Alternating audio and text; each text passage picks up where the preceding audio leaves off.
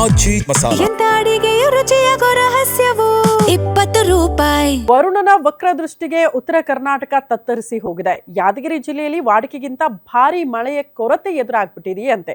ಜಲಾಶಯಗಳ ನೀರಿನ ಮಟ್ಟ ಕೂಡ ದಿನೇ ದಿನೇ ಕುಸಿತ ಆಗ್ತಾ ಇದೆ. ಕಾಲುವೆಗಳಿಗೆ ನೀರು ಹರಿಸೋದು ಕೂಡ ಸ್ಥಗಿತ ಆಗಿದೆ. ಇದರಿಂದ ನೀರಾವರಿ ಕೃಷಿ ಸಂಕಷ್ಟಕ್ಕೆ ಸಿಲುಕಿದ್ದು ಕಡಿಮೆ ನೀರಿನಲ್ಲಿ ಬೆಳೆಯಬಹುದಾದ ಪರ್ಯಾಯ ಬೆಳೆಗತ್ತ ರೈತರು ಮುಖ ಮಾಡ್ತಿದ್ದಾರಂತೆ. ಈ ಕುರಿತ ಒಂದು ರಿಪೋರ್ಟ್ ಇದೆ, ಬನ್ನಿ ನೋಡ್ಕೊಂಡು ಬರೋಣ.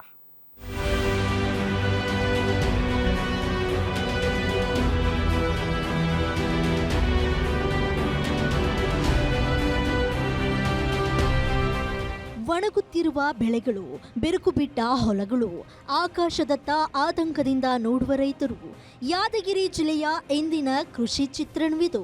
ಜಿಲ್ಲೆಯಲ್ಲಿ ಈ ಅವಧಿಯಲ್ಲಿ 110 ಮಿಲಿಮೀಟರ್ ಮಳೆಯಾಗಬೇಕಿದ್ರೆ ಇದುವರೆಗೆ ಕೇವಲ 80 ಮಿಲಿಮೀಟರ್ ಮಳೆಯಾಗಿದೆ.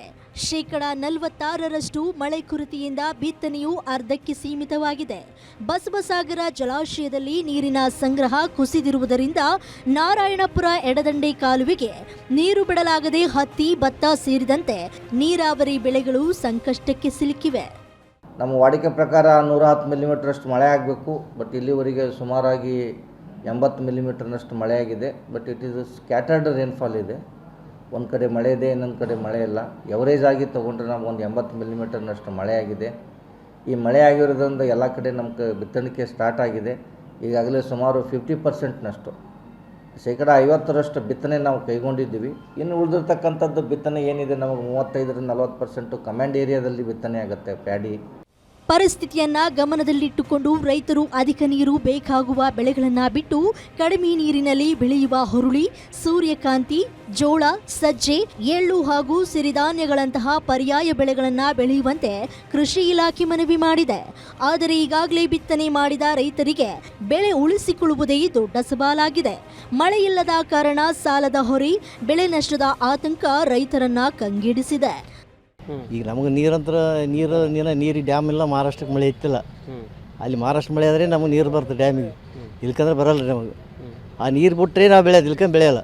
ಇಲ್ಕಂದ್ರೆ ಎಷ್ಟು ಕಷ್ಟ, ಭಾಳ ಕಷ್ಟ ಅದ ರೀ. ಈಗ ಏನು ಸುಮ್ಮ ಹೊಲ ಗಳೆ ಹೊಡೆದು ನಿಲ್ಲಿಸ್ಬಿಟ್ಟು ಹೊಟ್ಟೆ ನೀರಿನವರೆಗೆ ಡ್ಯಾಮಿಗೆ ನೀರಿಲ್ಲ. ಈಗೆಲ್ಲ ಊರಿನ ಮಂದಿ ಬೆಂಗಳೂರಿಗೆ ಹೊಂಟಾರ ರೀ.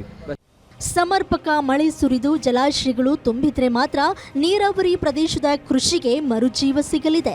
ಇಲ್ಲವಾದರೆ ಬರದ ಹೊಡೆತದಿಂದ ಅನ್ನದಾತರನ್ನ ರಕ್ಷಿಸಲು ಸರ್ಕಾರ ವಿಶೇಷ ಪರಿಹಾರ ಘೋಷಿಸಿ ಅಗತ್ಯ ನೆರವು ನೀಡಬೇಕೆಂಬುದು ರೈತರ ಒತ್ತಾಯವಾಗಿದೆ. Nagappa Malipatil, guarantee news, Yadgir.